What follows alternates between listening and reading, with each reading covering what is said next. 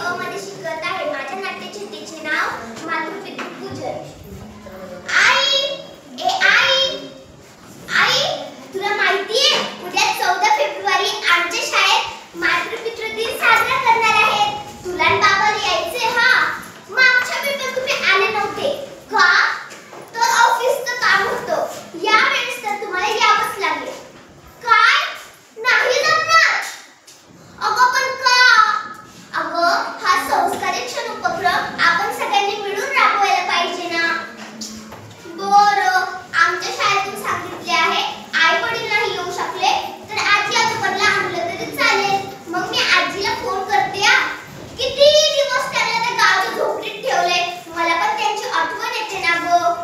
करू का मी आजीला फोन? नको करू.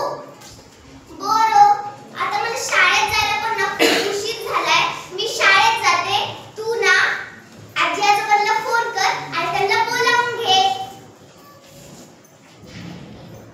आई बाबा,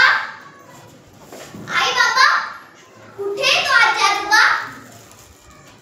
आई बाबा, अहो आजी आजोबा कुठे? मी काय बोलते? काय? नाही आले? मग मी उद्या शाळेत कोणासोबत जाऊ?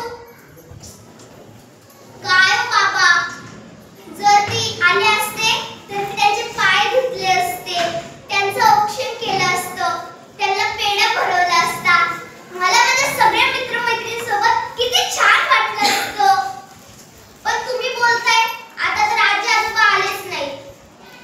बाबा, तुम्हाला माहितीये ते रियाचे आजी आजोबा रोज तिला खाली बागेत घेऊन बसतात. ते तिच्यासोबत ना खूप छान गप्पा मारतात. ते माझ्यासोबत देखील खूप छान गप्पा मारतात.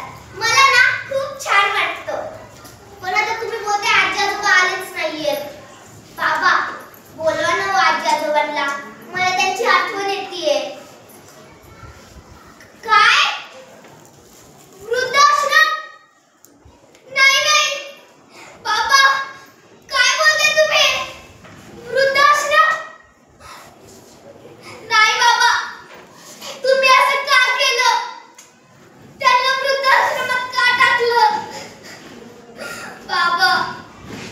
बाबा, आता तुम्हाला त्यांची गरज नाही हो.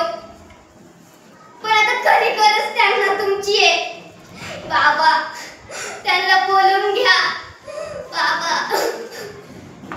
बाबा, तुम्हाला माहितीये मी जेव्हा लहान होते ना तेव्हा आजीने मला खेळवले, मला आंघोळ घातलीये.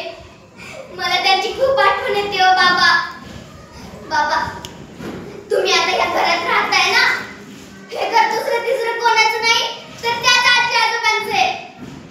त्यांनी गावाकडची जमीन विकली, फक्त गावाकडे ती झोपडी ठेवली आणि ती जमीन विकून तुम्हाला शहरात फ्लॅट घेऊन दिला. बाबा, आता तुम्ही डॉक्टर आहात ना, ते फक्त त्या आजी आजोबांमुळे. बाबा, तुम्ही खूप चुकला. बाबा, बस, मी आता आजी आजोबांना आणायला जाणार आहे आणि त्यांना घेऊन येणार. का थांबवताय